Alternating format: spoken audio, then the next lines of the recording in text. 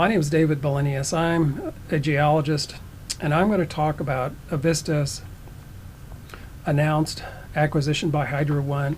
Hydro One is a utility in Ontario and Canada, and I want to talk about what it means for the Avista customers in the service area of Avista, which is in Montana, Idaho, and Washington, and parts of Oregon.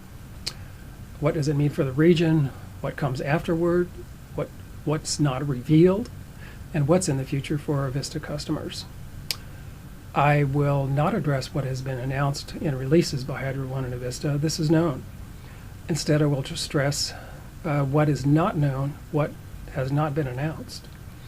These are news reports about electric power in Ontario and Ontario law that governs the operations of Hydro One. In this presentation, I will stress what is happening in Ontario's Climate Change Action Plan that was initiated in 2015 by the province. And on the customer front, with Hydro One's actions in Ontario as they carry out the province's plan, and speculate as to how these actions might affect Avista customers if this acquisition is affirmed. I provide a lengthy list of references as sources of information. These sources indicate that all is not well in Ontario on both the customer side and on the financial side of Hydro One. Contact me by email if the summary of this talk and references are not available. So let's begin here. Just a little bit on my background. The only interest I have in this talk is I'm a customer of Avista. I am a geologist. I've worked for 45 years in that field. I've worked about half that time in industry, perhaps a bit more than that in industry, and perhaps about 40% of the time in government. I retired about 10 years ago from a position as a research geologist with the U.S. Geological Survey in the Spokane field office. And today I'm a business owner and a wheat grower. I operate the family farm, which has been in our family for more than 100 years. It's located about 60 miles west of Spokane. So let's move to slide 2. Slide 2 is the outline of where we're going to go here today. First, the announcement, but the key to the discussion is what's not in the news releases and what burdens Hydro One and how might it affect Avista customers. Then we'll move on to compare electricity costs between Washington and Avista and Hydro One in Ontario. And then we'll talk about corporate welfare in Ontario. We'll talk a bit about the history of providing electricity in Ontario. And we'll stress the legacy of a former chief executive officer, a CEO, whose name is Maurice Strong, and his legacy with Ontario Hydro. Strong was the CEO of Ontario Hydro in the 1990s, and Ontario Hydro is the predecessor of Hydro One of today. Strong is the father of global warming. This is something he imagined when he was high-ranking person with the United Nations Environment Program. He imagines, many people say in reports, that he uses climate change as a tool for the purpose of political gain. Then I'll go on to talk about the benefits of carbon, some definitive proofs, if time permits, that climate is not controlled by carbon dioxide, CO2. Then we'll move on to Ontario's Climate Action Plan, how it stresses carbon-free renewable power. And the province of Ontario is so convinced of the danger of climate and the CO2 emissions that they have taken extraordinary actions against CO2 in this plan that is already causing extreme hardship on its population, particularly Hydro One customers. So then we'll move and talk a bit about renewable power, because that's what Hydro One is stressing. Talk about history in Canada, UK, Australia, Washington, Oregon have good history. Its reliability of cost. And then near the end we'll talk about battling climate, because that's what this Climate Change Action Plan intends to do. Ending carbon because of so-called climate damage, cap and trade actions, and then switch to renewables. We'll talk about the Paris Climate Agreement, taxing carbon, Washington Governor Inslee's plan, And then we'll end with impacts on Avista customers. Well, this is generally what's known about Hydro One. Hydro One, though, you may be surprised to learn, is a 2-year-old company. Had an IPO for its public offering in 2015. Today, the province of Ontario is a majority shareholder in Hydro One. I mentioned that Ontario Hydro was a predecessor for Hydro One. So today, the Ontario Ministry of Energy directs the utilities in the province. This is a bit about Avista Corp. This is taken from their annual report. Avista Corporation owns 2 utility subsidiaries, Avista Utilities, which provides electric generation, electric distribution, and natural gas distribution as well. They have 374,000 customers. The second subsidiary is Alaska Light and Electric Company that conducts generation of electricity and distribution of that electricity in Alaska, in the Juneau, Alaska area. It's a picture of these facilities. There are 8 facilities, hydro facilities, that are owned by Avista Utilities, and 5 that are owned by Alaska Electric Light and Power. In total, there are 13 hydroelectric plants providing 931 megawatts of capacity. And Avista also owns 58 wind turbines with a capacity of 108 megawatts, but they produce only 37, so they're only 34% efficient, surprisingly. It's not surprising because wind turbines don't provide all that much power. There's 2 Avista projects that are not shown here, Long Lake Dam and Little Falls Dam. And I might just say that Little Falls Dam is the smallest hydro project on the Avista system, and it provides the same amount of power that the wind turbines do. This shows the service area of Avista, as I mentioned, Montana, Idaho, Washington, parts of Oregon as well. So this is the key topic in this talk. This is the front page of the publication about Ontario's 5-year climate change action plan starting in 2016. So we'll talk about that just in some detail. So what would this possibly, can we speculate, will the Avista area become a new Ontario? Well, I'm somewhat facetious here, but that seems to be what may transpire. And this is what I call my myth-busting slide. We'll go through this, and there's about several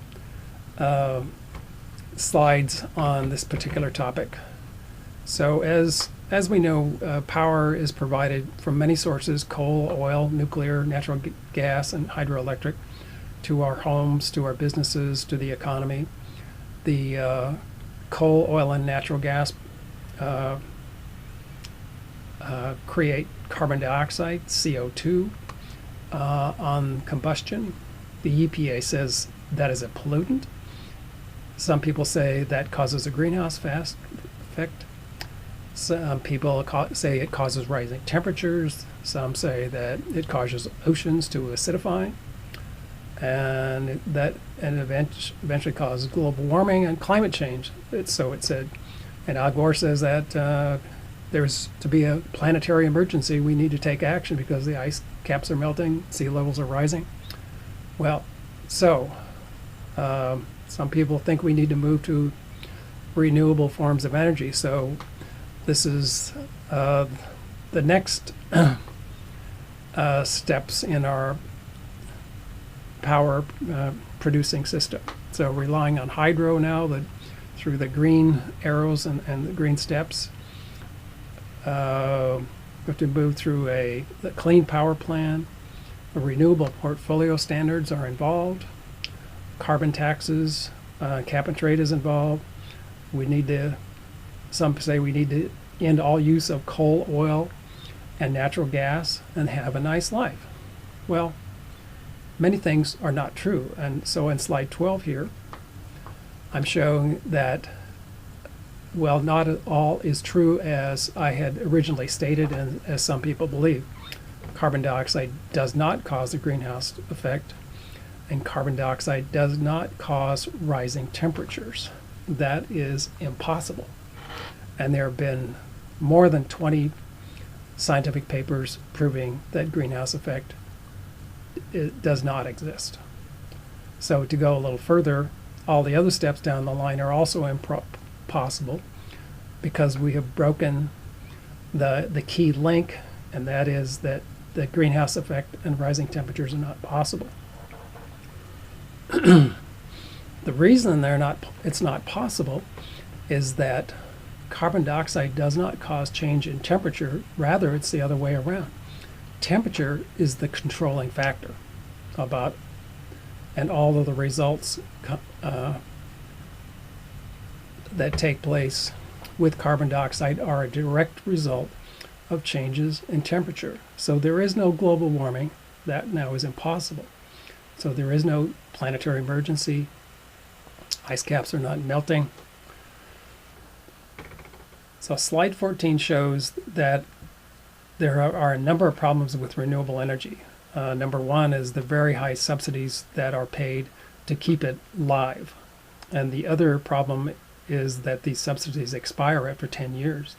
And so many cases the facilities are abandoned. Up near the top showing the arrows away from carbon dioxide. Carbon dioxide is a fertilizer. It helps grow more food. The higher the level, the better it grows food, and in fact it saves water resources if it's at fairly high levels. It's carbon dioxide allows reef corals and marine organisms to thrive, and in fact carbon dioxide is one of the Earth's many fail-safe mechanisms that protect us. And in this case, carbon dioxide prevents oceans from acidifying, which might surprise you, by a chemical action called chemical buffer.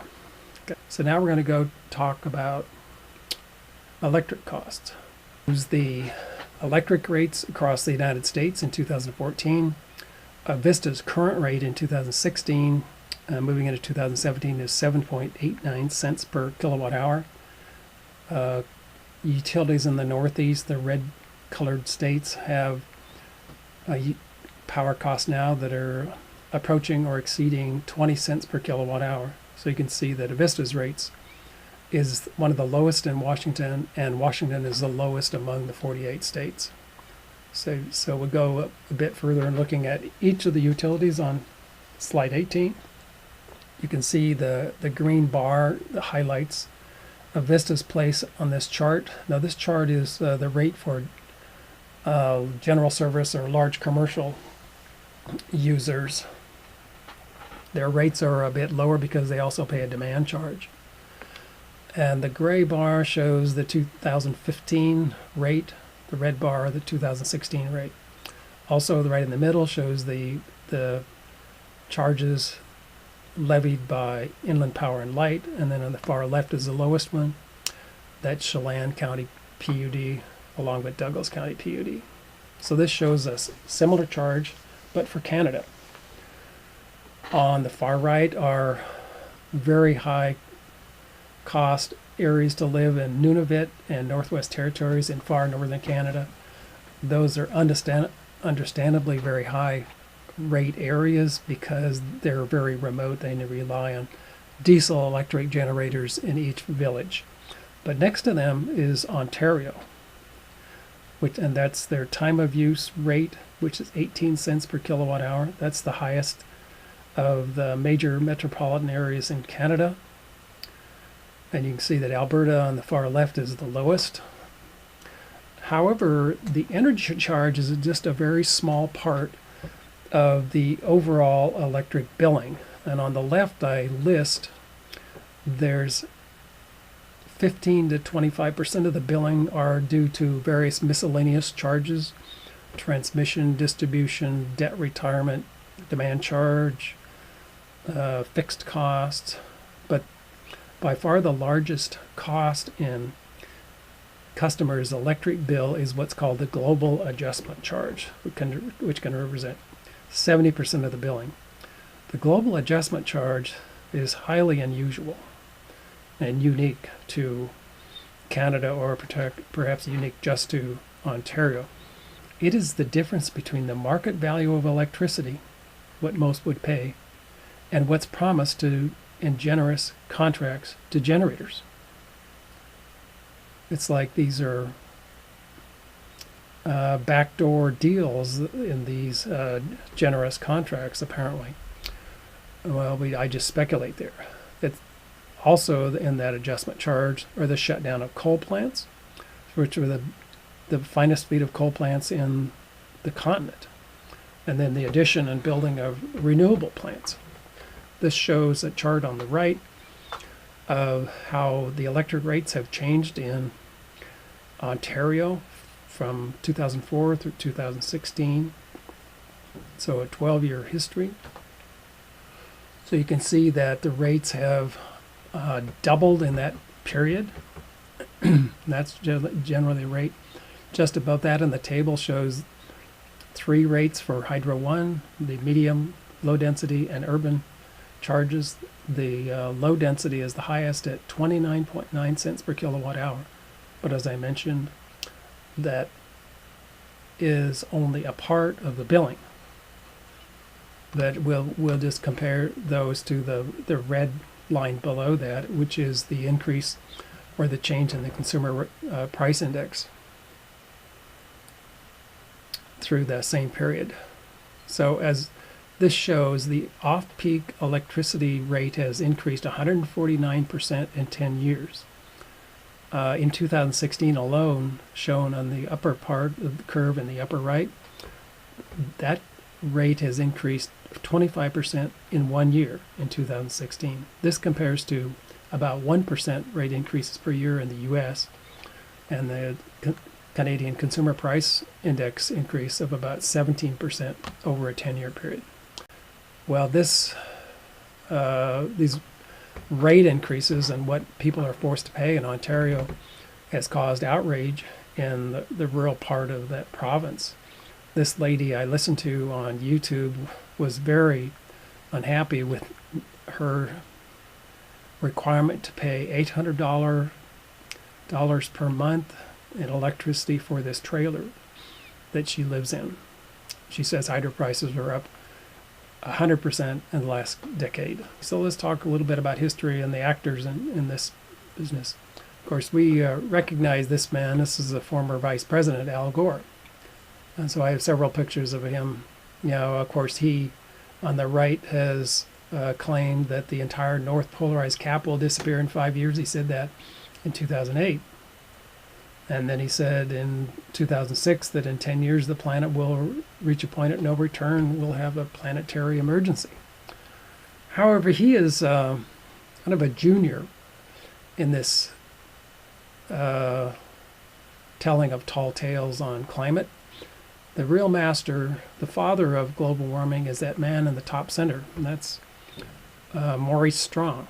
Maurice Strong is a high school dropout.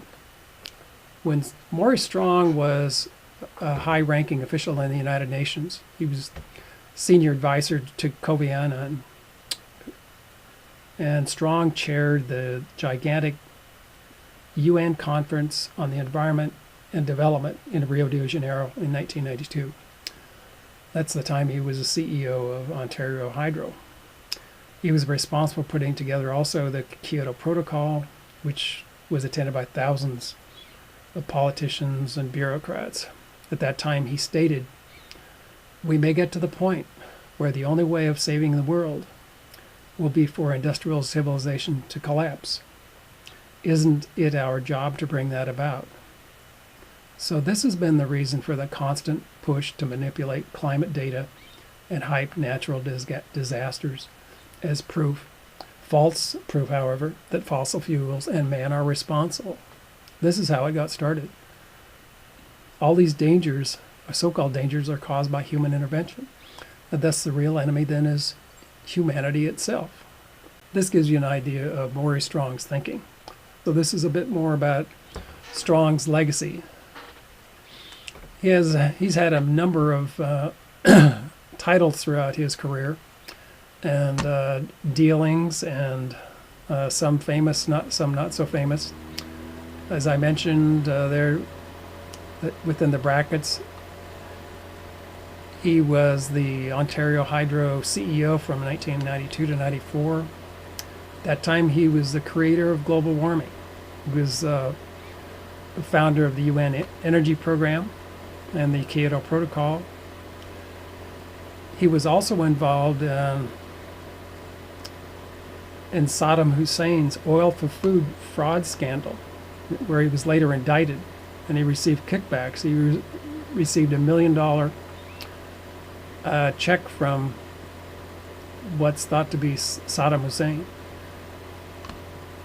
Strong is a George Soros sidekick, and Strong was a mentor of Al Gore, Barack Obama, David Suzuki. And together, Strong, Obama, Gore, Suzuki are players that cashed in on the Chicago Climate Exchange. He was also involved in other business dealings that were failed dealings. So let's just move along here to the right. There's about 3 items that I want to mention.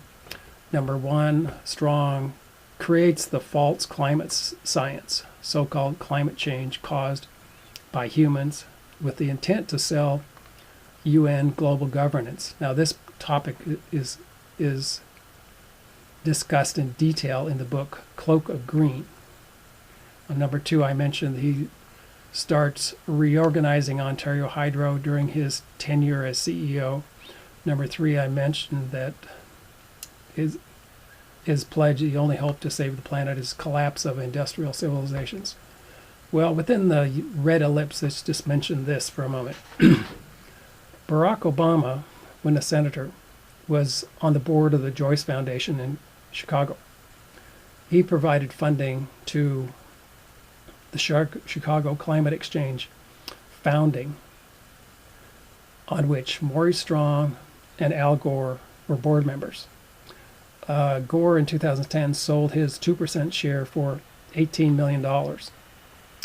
So we can presume that some of those other folks still own shares. Okay, moving on above that, then the reorganization resulted in the creation of the Ministry of Energy, and then 4 companies, one of which was Hydro One. Now, the company that wishes to acquire Avista is Hydro One Limited. So moving on to 2015, above that, Ontario created its Climate Change Action Plan. And in doing so, that plan controls how a Hydro One today acts in carrying out that plan. So today, the electricity rate at Hydro One is 29.9 cents. And so at this point, Hydro One is looking for relief from what they must participate in this plan, that is to reduce greenhouse gas emissions. Their relief is in the form of buying more hydro facilities, and that's why Avista Corporation is a shining target. So this is a perfect example of Strong's influence in Ontario during his life as a CEO of Ontario Hydro, and his use of authority as its CEO to reach his objective. So he's succeeded in creating a legacy that falsely demonizes climate. Here are 2 other gentlemen that call themselves experts. On the left is the president of the Sierra Club. He leads an organization that actively works to end the use of coal, oil, and natural gas, the lifeblood of our economy. In this hearing before the U.S. Senate in 2015, he was asked several questions, technical questions about climate change and how CO2 affects us, which he could not answer with any knowledge or understanding of the subject. So on the right is a representative from Washington State. He co-authored a book, The Apollo Project, to promote a new form of energy for our country that is free of carbon dioxide. and without relying on carbon-based fuels, coal, or oil. The foreword in this book is by Al Gore. The book's first chapter attempts to explain how these fuels are a risk to our climate and our economy, and how his clean energy could then perform. This chapter, Chapter 1, contains 25 errors that misrepresents the current knowledge on climate, carbon dioxide, carbon-based fuels, and their effects on Earth. These are views he maintains as the chief executive of this state. Now, you could buy this book for $129, but Amazon will charge you another $3.96 to ship it. So at this point, we have a new president, President Trump, and this is a prayer ceremony in the Oval Office. The reason for the prayer and for President Trump is on June 1st, President Trump announced exiting the Paris Climate Agreement. Within 6 weeks, 17 other countries followed suit and exited the Paris Climate Agreement. The last was Germany, but also included there were several oil-rich Arab and Gulf states, so maybe the number is closer to 20. No country other than the United States provided any money to the Green Climate Fund, but the United States did provide $1 billion that was pledged by President Obama.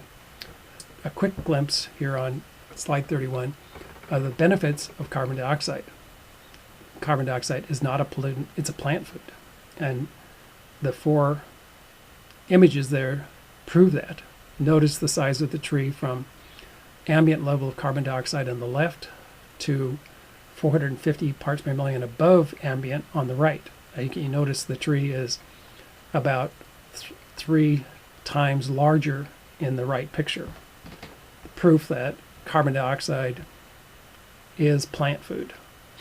Here are on slide 32 are 2 publications that are important that explain how important carbon dioxide is in our world. Slide 33 is the carbon cycle within the hydrosphere and the terrestrial environment. This slide shows that only 2% of the carbon in this carbon cycle is caused or created by humans. Therefore, 98% of the carbon and carbon dioxide are from natural sources. The actual sources of carbon dioxide and how they've changed through time from 1960 to the year 2020. You can see the various sources in different colors, the oceans, the microbes, insects, terrestrial sources, volcanoes, fires, and mammals are responsible for 98% of the carbon dioxide. So also on slide 34, you can see that only a small part of the total amount of CO2 is due to human beings, or so-called anthropogenic sources.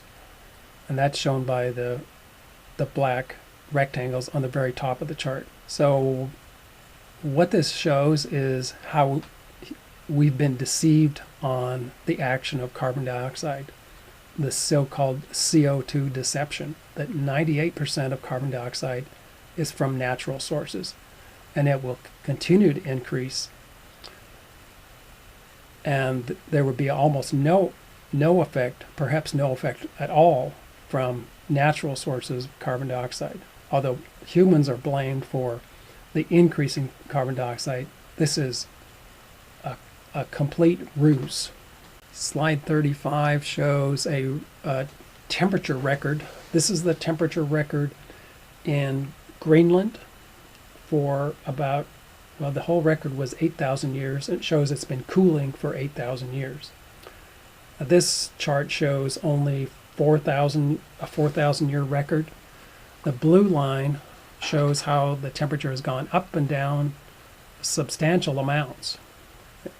It warmed considerably from 2000 BC to about 1500 BC. At the time of the Middle Kingdom of Egypt, it was the highest in the last 4,000 years, and gradually decreased, but increased again to be quite warm during the Roman warm period, and then following that, very cold during the Dark Ages in Europe at about 700 AD, and then following that a warming period up to about 900 to 1000 AD, the so-called medieval warm period. This is the period when the Vikings settled in Greenland. The other gray bars, horizontal gray bars in the figure, are periods of Paleo-Eskimo habitation in Greenland. So moving on down the chart, the period between 1200 AD and 1800 AD is the Little Ice Age. That's the baseline that I have drawn there in the horizontal blue line. So that baseline is 6.3 degrees Fahrenheit colder than the period of the Middle Kingdom of Egypt. So today, in the 21st century, our temperature is on a climb out from the Little Ice Age. It's increased slightly, perhaps 1 degree. So today we are 5.3 degrees more or less colder than during the Middle Kingdom of Egypt. This shows other deceptions, that storms are not more frequent, but the tornado frequency is decreasing and has decreased since 1970. Next slide, 37, shows the wildfire risk has been decreasing for 250 years. This shows that drought conditions ended 500 years ago. Drought conditions did not exist during the Little Ice Age, and we are essentially in the Ice Age now. And so you can see that during the warmer periods, there were higher levels of drought before 1500 AD. So today, we are still in a wet condition. It's not a drought condition. Slide 40 starts our discussion about Ontario's climate change action plan. As I mentioned, this is the front page of the action plan. This is a Maury Strong legacy. Said he wanted everyone to believe in climate change so that he could gain perhaps power, political influence. I really don't know what was in his mind, but this is his legacy and the result of his reorganization of Ontario Hydro into Hydro One. So we're going to talk here in about four steps about cap and trade, and how cap and trade is a lie. And so I've labeled this slide the lie of cap and trade.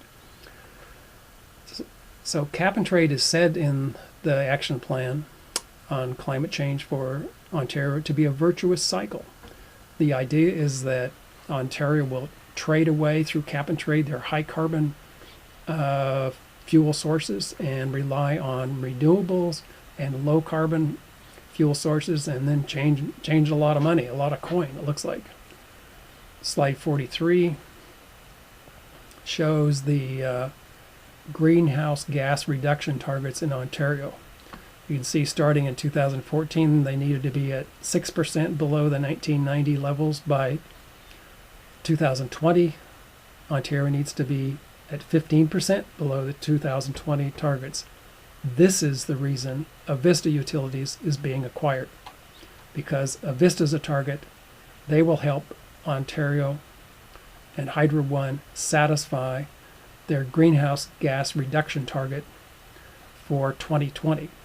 And then you can see the reductions continue to be more severe. By 2050, they need to be 80% below the 1990 greenhouse gas levels. Well, they're going to need to find many, many more Avistas, which there are probably no others that exist. So what I've done here now, I have conducted a forecast, and I've used the greenhouse gas reduction targets as a basis of this forecast. The pressure against the utility to reduce their emission targets can be looked at in the opposite sense as the cause of increasing electric rates. So the electric rate from 2014 to 2020, you see the first two red arrows, the electric rate will be increased by 1.8 times by 2020 as a result of this reduction or force to reduce greenhouse gas emissions. And then by 2050, the electric rates will increase by 12.3 times what they were in 2014 for the same reason. They must reach 80% below their 1990 levels by 2050.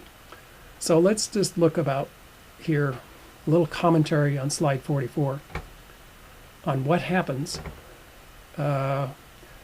when a participant reduces emissions through cap and trade. The practitioner first avoids but does not remove those emissions. He qualifies for the cap and trade by trading something in return for permission to emit.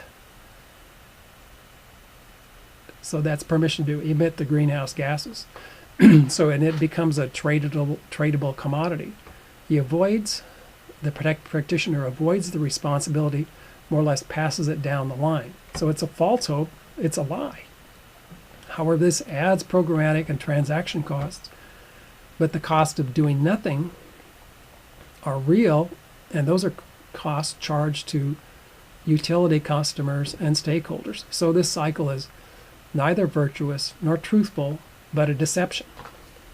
On page 15 of the Climate Change Action Plan is one scenario of 4, the Ontario Loan Cap and Trade Unlinked system. So we're going to use those numbers, the price of carbon at $157 per ton, and the household energy cost of $107 per month. So you can see here's the forecasting method multipliers that I demonstrated on the last slide, and then the forecast results are shown there from 2016 through 2050, and you can see that the carbon price has increased in 2050 to $1,931, and while the energy cost has increased to $1,316, and that's the proportion indicated by the forecast that I have shown. So on the other side of reducing carbon is charging a carbon tax. So that places pressure on consumers to use less because it costs them money.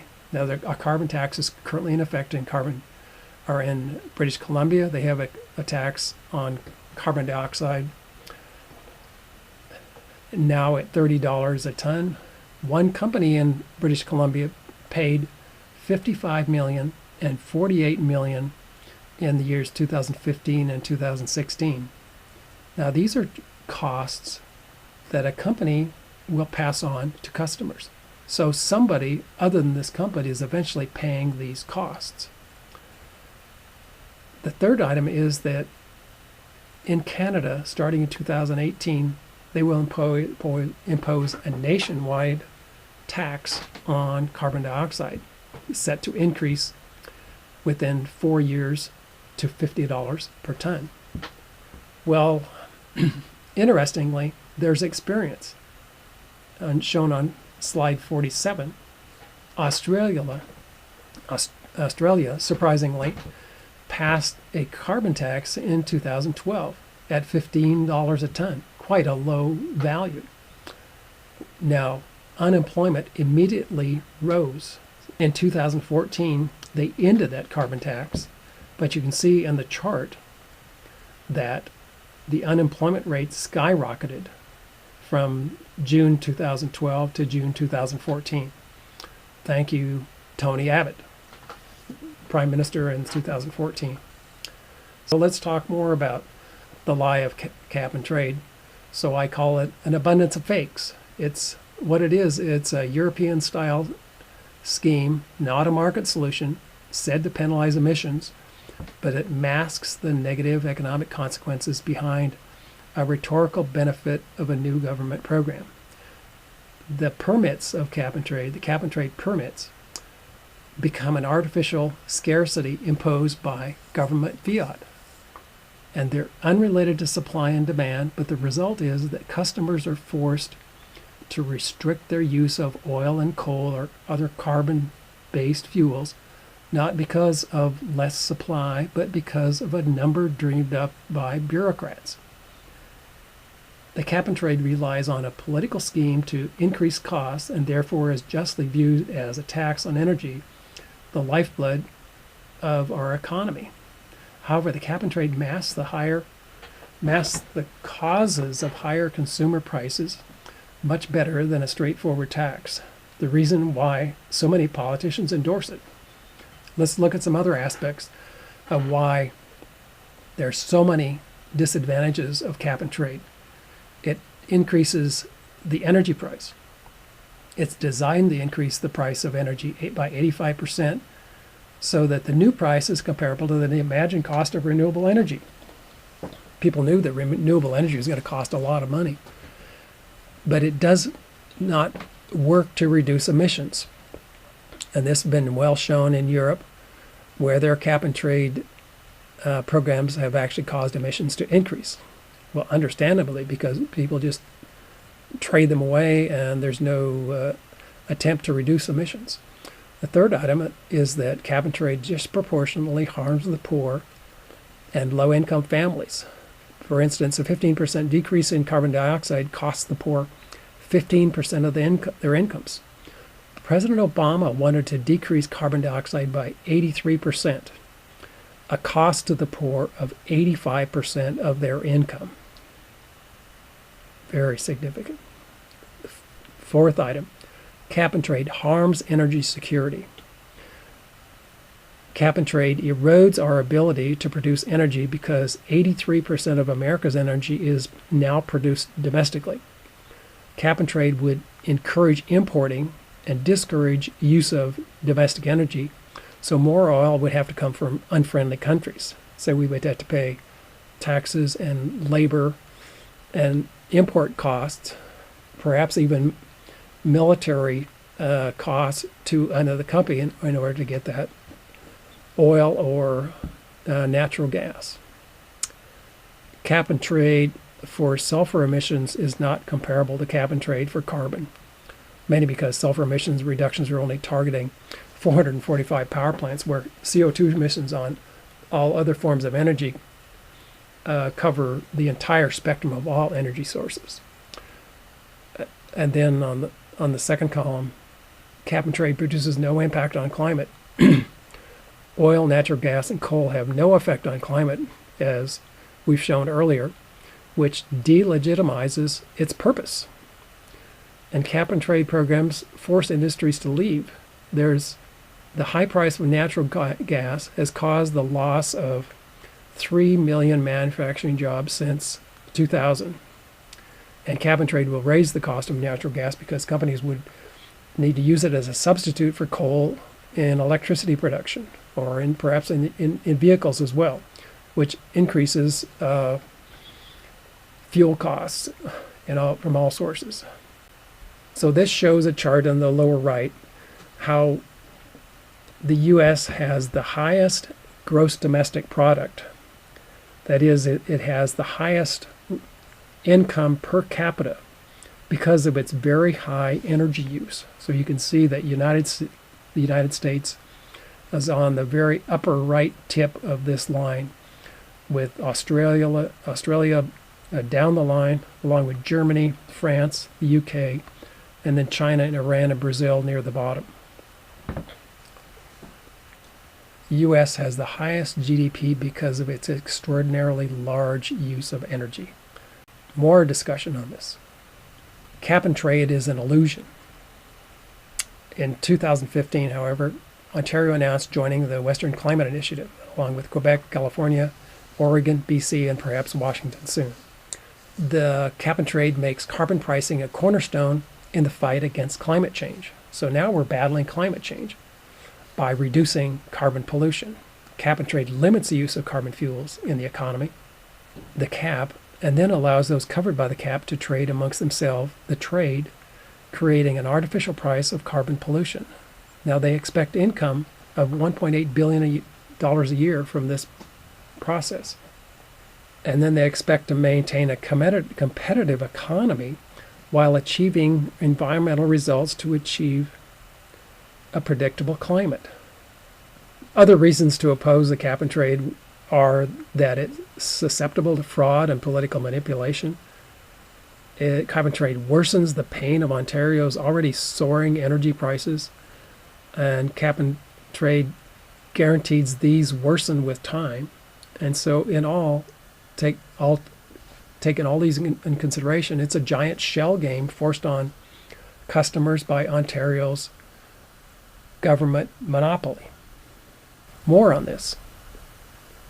This is how this monopoly is operating. Now, Ontario's power planning process is broken. Its Ministry of Energy plans are not reviewed as prudent. The Ministry of Energy operates by decree and directive against the advice of planners. Its ratepayers are paying well above market price for overpriced electricity, most of which those prices are due to the global adjustment, which I've already explained.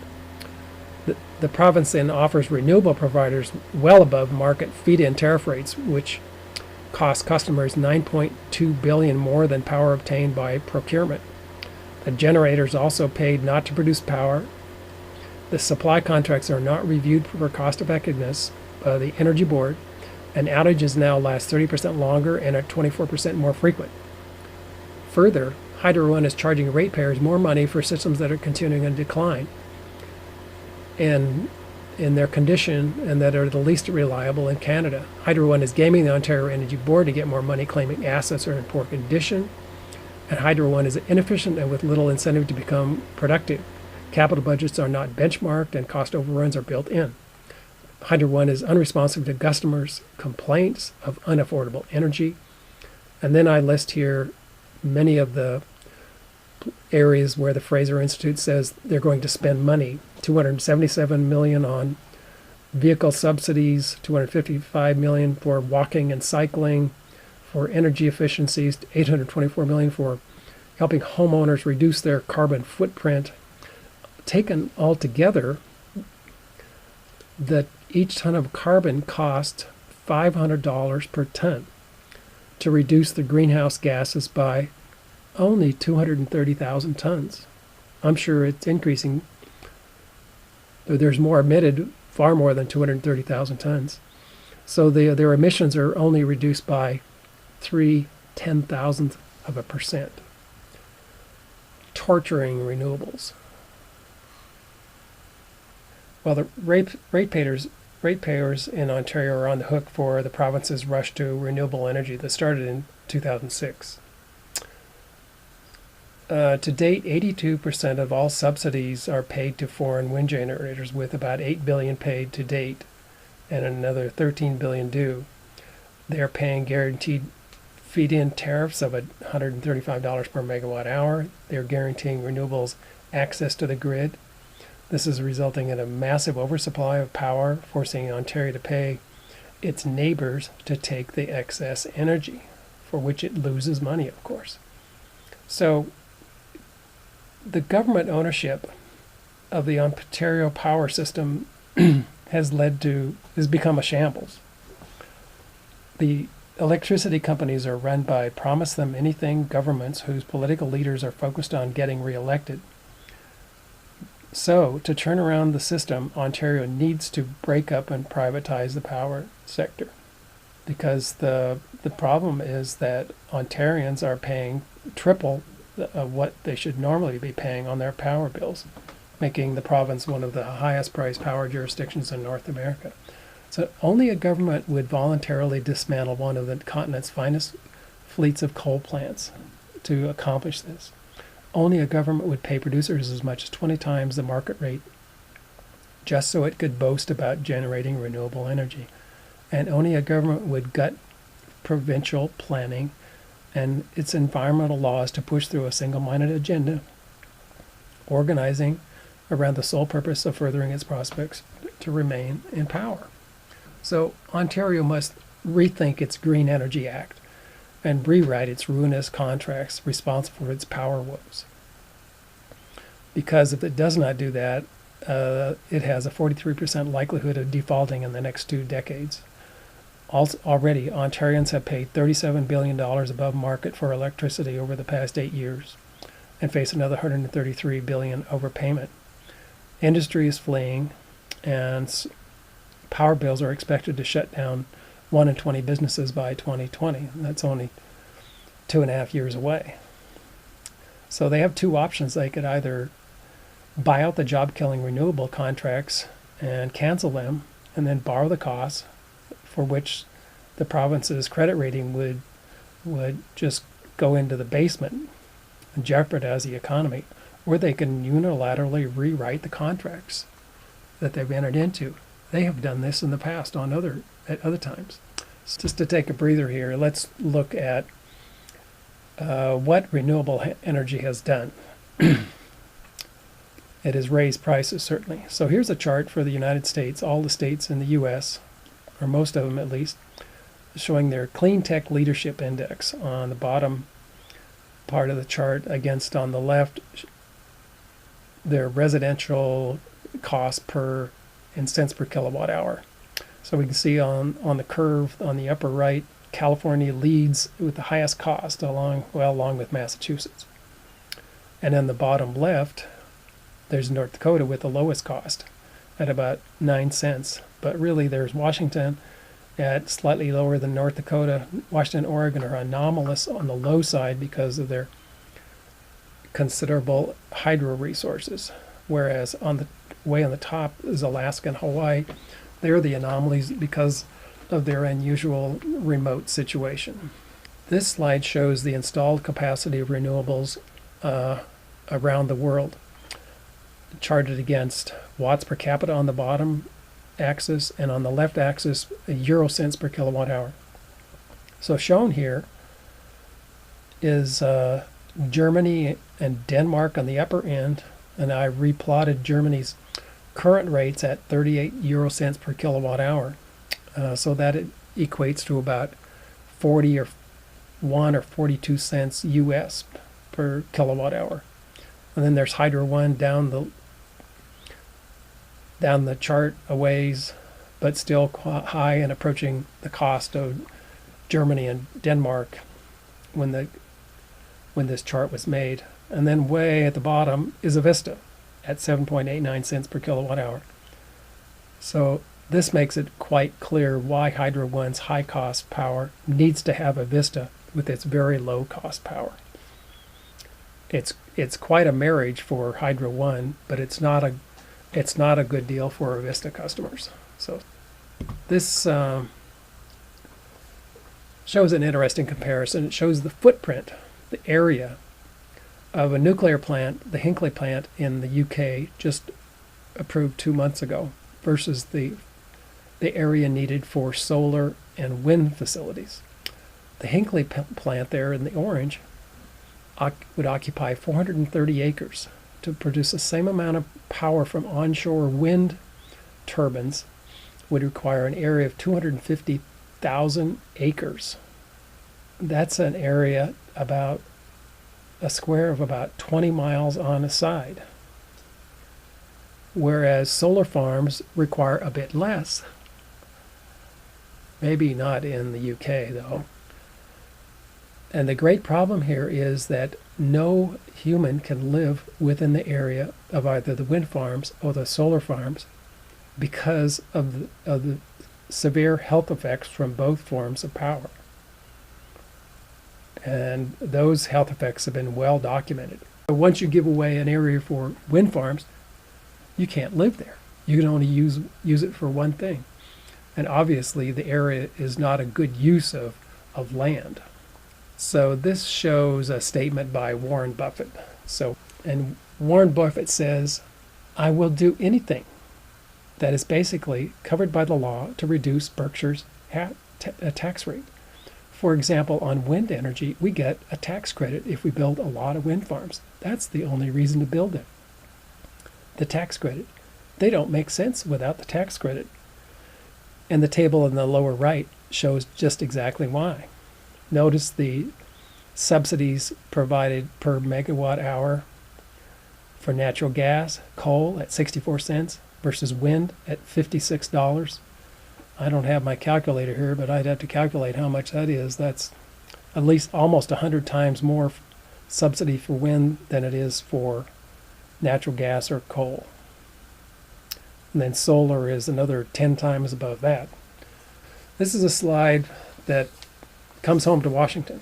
In March, I was asked to talk in front of the Senate Committee for Trade and Economic Development about the 4 hydro dams on the Snake River.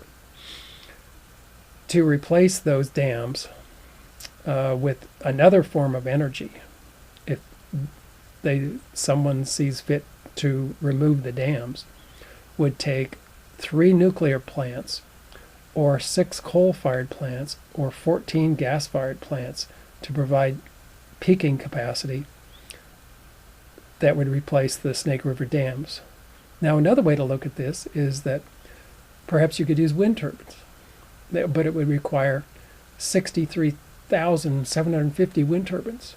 That amount of wind turbines would occupy an area shown by the red circle, diameter 112 miles. That's 10,000 square miles to equal the average annual power produced from the 4 Snake River dams. Now, that doesn't provide peaking capacity because wind turbines cannot provide peaking capacity. Now, that area in that circle is equivalent to the combined areas of 7 counties in Washington, the counties of Island, Thurston, Pierce, Skagit, Spokane, Snohomish, and King. And doing so would render those counties unsuitable for human habitation because of the danger and health effects of wind turbines. This is an actual data from a record for 6 months in the chart on the right for the wind farms listed on the left. These wind farms are the ones in Washington and Oregon. They number 46 wind farms, and they have a capacity of 4,782 megawatts. Of course, they never reach that capacity. On the chart that I call a needle diagram, because that looks like needles standing on their heads, the capacity is shown by the red horizontal line, and then the output from all of those wind farms combined is shown by the needle diagram for a 6-month period during the first half of 2015, from January 1 to June 30th. So you can see that there are a number of gaps between each of the needles. For instance, there in January, there's about a 2-week period when there was no power produced by this wind farm system. And then you can see several other, perhaps 1 week long or 6-day-long periods when there was no power as you continue to the right. And then somewhere in mid-February, there's about a 2-week period when there was no power. And then again, near the end of February, beginning of March, there was another 2-week period where there was no power. And then continuing after March, there were several day-long periods when there was no power produced. Wind generation in Washington and Oregon has a capacity that's 37% larger than the 4 Snake River dams, but they produce 64% less than the Snake River Dam hydro system could produce. So we can conclude that wind turbines cannot produce full-time power. They're intermittent, unpredictable, and one of their greatest disadvantages, they require another power system in operation full-time as a backup. That is for people that like to have the lights on all the time. And certainly you like to have your cell phones operating all the time and the football game. Slide 63 shows the total number of days when this Washington-Oregon wind farm system was down. So it produced no power at all for almost 37 days during the first 4 months of 2015. And of course, you can see there was more time during the last 2 months, although there were more periods without power during the first 4 months. Well, I have 2 or 3 slides here that show renewables experience around the world. In Spain, the UK, Germany, the Netherlands, Australia.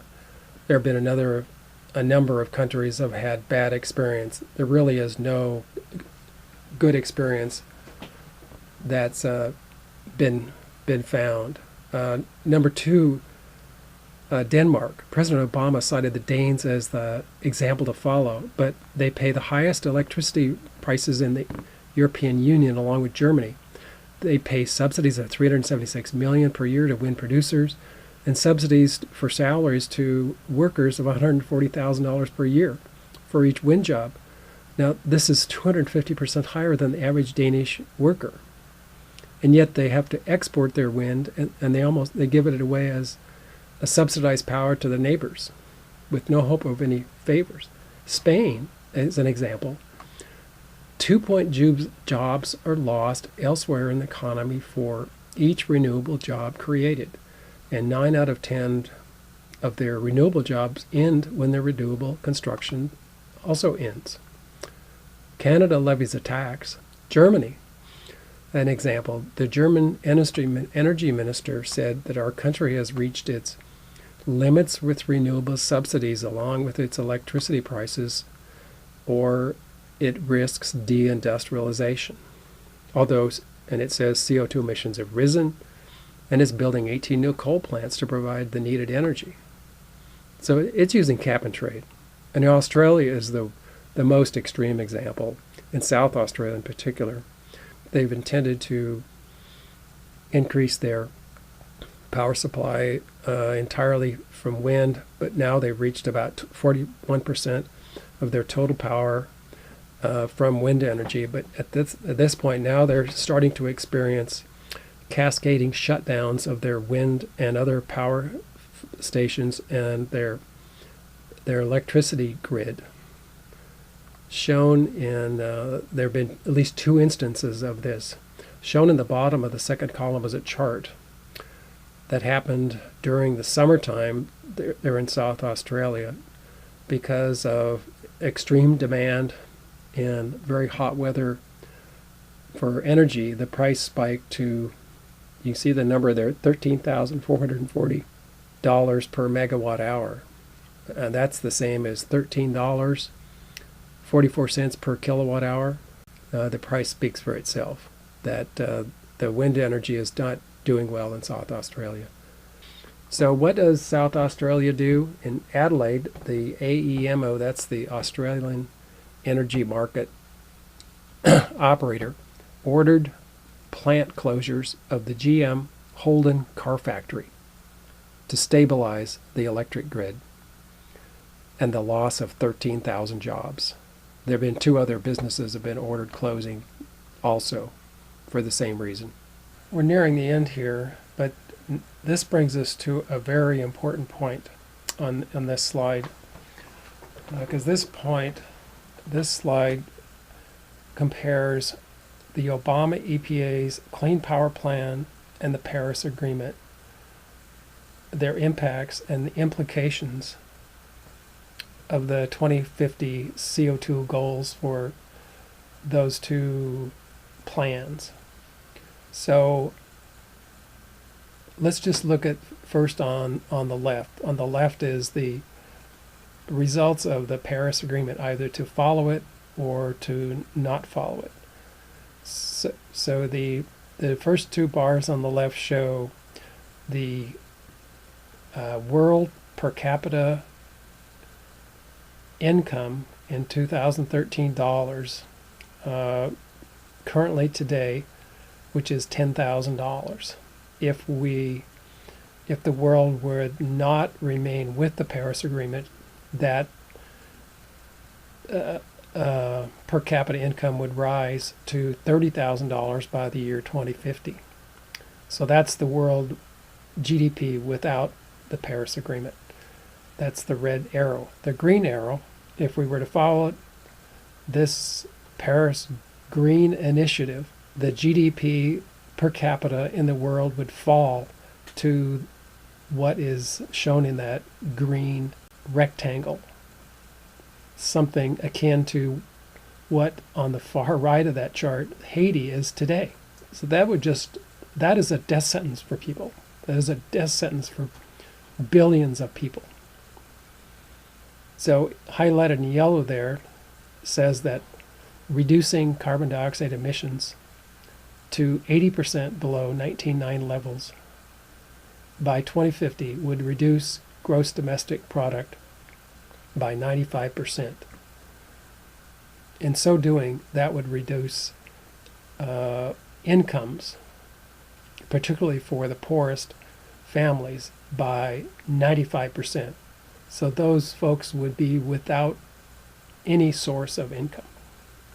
On the right side is the results of another study, this for the Obama EPA's Clean Power Plan and its impact on electricity prices. By the year 2033, at least 41 states would have electricity prices 10% or more above what they are now. In the bottom case, 7 states would have increases in electricity prices by 40% or more. So that gives you an idea of the impact. What is to be gained and what is to be the cost. Coming closer to home in Washington's emissions, greenhouse gas emissions are about 0.25% of global emissions. So if Washington state follows the Paris climate plan, this lists the damage caused in Washington by limiting or taxing or cap and trading carbon. Ending all of the Washington emissions, not just a little, but ending them all, would be replaced in 35 days from other sources in the world. Other countries are not concerned, particularly in China. Ending all of Washington's emissions, case 2, shows that it would yield a temperature savings of 1/10,000th of a degree centigrade by 2050. That's many years. That's not measurable. Third case, ending all of Washington's emissions would yield a sea level rise savings of 0.008 of an inch. That's not measurable. So essentially, there is no benefit on the second column on the right, but the cost to meet Washington's planned legislative emission targets would result in household income losses of $8,200 by 2030. That's only 13 years from now.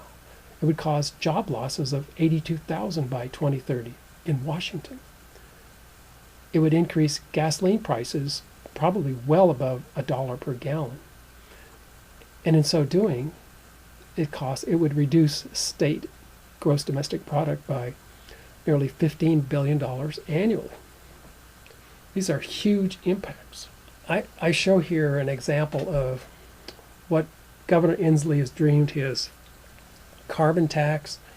I called it a chameleon tax, but we really should call it a tax on air, because that is really what you are paying. You are paying a tax on air if you pay a tax on carbon dioxide. It's a regressive tax. And what I did in order to come up with these numbers is that I examined the annual tax receipts in Washington. That data is shown on the left. And just taking one number here, if just one example, and we're going to look just at the column for gasoline. There's a column for diesel too, but we'll just look at gasoline right now. If you take 1 gallon of gasoline, that weighs just over 6 pounds. When you combust that, when it's burned in a vehicle, it combines with air, which contains oxygen. That helps the fuel burn. The result is the production of 19.6 pounds of carbon dioxide. That's a weight 320% higher than the weight of fuel. You would be taxed on carbon dioxide. So nearly 70% of the weight is air. You would be paying a tax on air. Let's just go a step further. If you fill your tank with fuel 26 gallons. The weight of that fuel is 158 pounds, but the weight of the carbon dioxide when the fuel is burned is nearly 510 pounds, an increase of 320%. So let's just go one step further to slide 72.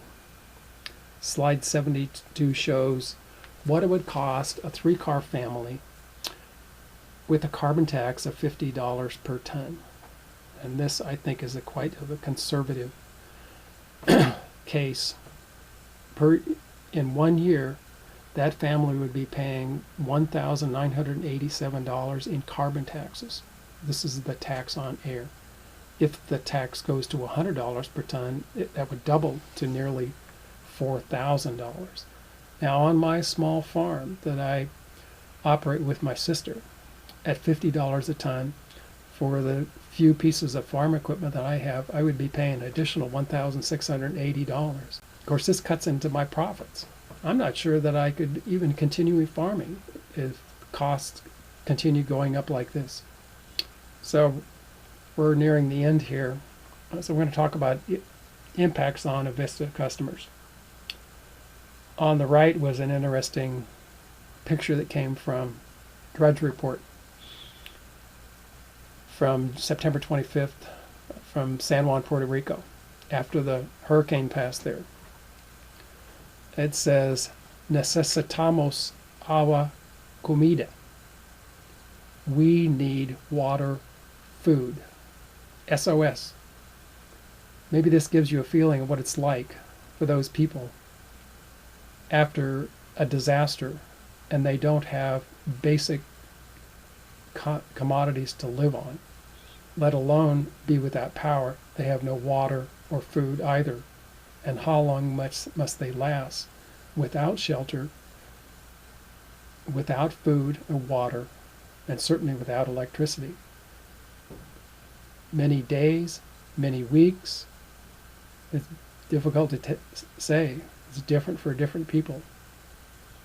So I don't think it's a kind wish to wish that people would go without power, food, and water. And so what I've done, I've stressed what is not known from news releases about this acquisition, what has not been announced from news reports about electric power in Ontario, and Ontario law that governs the operations of Hydro One. Maurice Strong is the father of global warming. He is said to imagine climate change as a tool for purposes of political gain. From Strong's influence, the province of Ontario is so convinced of the danger of climate and carbon dioxide emissions that they have taken extraordinary actions against CO2 in this plan that it is already causing extreme hardship on its population. I stress what is happening in Ontario's climate change action plan in the province on the customer front with Hydro One's actions in Ontario as they execute the plan. Now, I've speculated as to how these actions might affect customers if this acquisition is affirmed. Essentially, Avista customers are caught in the middle. They're sacrificing a going concern and reliable electric power to an Ontario fairy tale because they're likely to be subject to the Climate Change Action Plan of Ontario. Certainly, management's going to be run out of Ontario and no longer in Washington. If the deal is completed, Avista and its customers will perhaps pay billions to battle an invisible and non-existent demon. They face an uncertain future, and they face electric rates that could spiral due to a predictable Hydro One bankruptcy. Customers are those with least to gain and are most impacted by this acquisition, so they need to be heard. Battling climate change, as the province wishes to do, is silly, wasteful, and propaganda. Carbon dioxide does not control temperature. It cannot cause climate change. This is unproven. Carbon dioxide is sourced from, even though it's sourced from humans, is irrelevant. And carbon dioxide will remain uncontrolled under Ontario's plan because 98% of carbon dioxide is natural.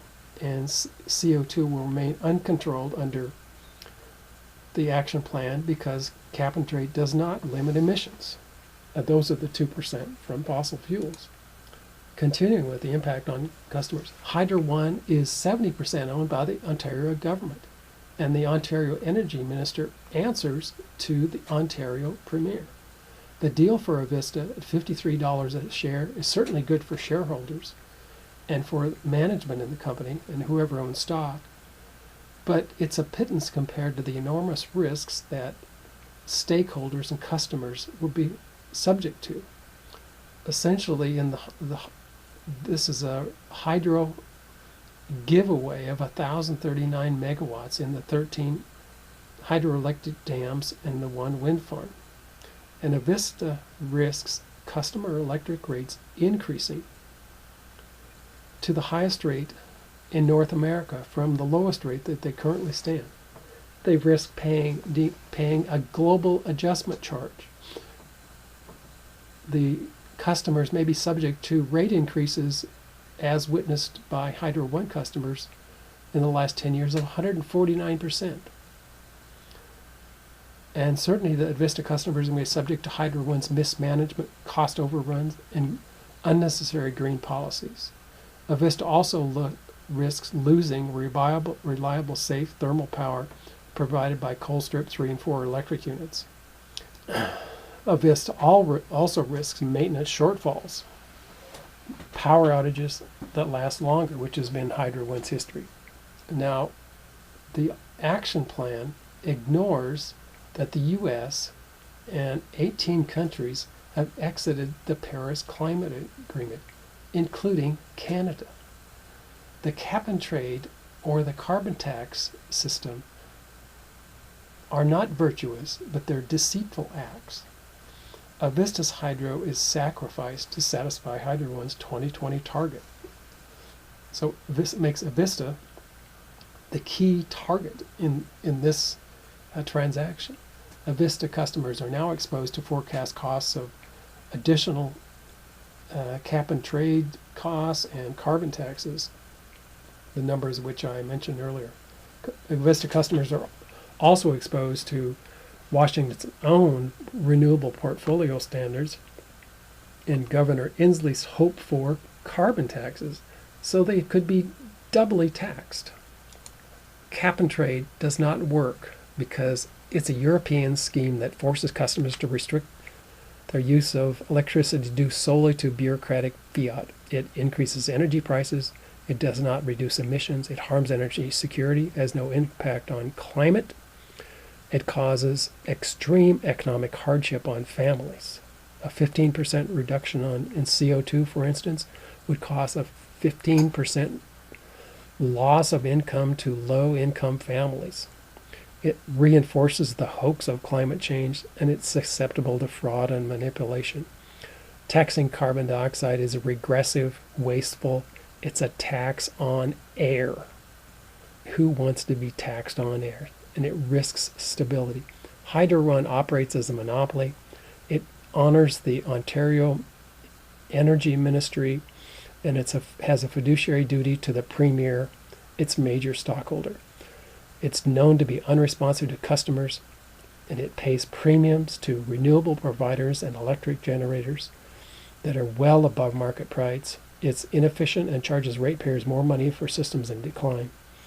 It has a high reliance on renewable energy, which is proven unsuitable for power generation, it's all shown to be inefficient in several countries in the UK, Spain, Australia, Denmark, the US, Washington, and Germany, and a risk reliability of the power grid. Thank you very much for your attention.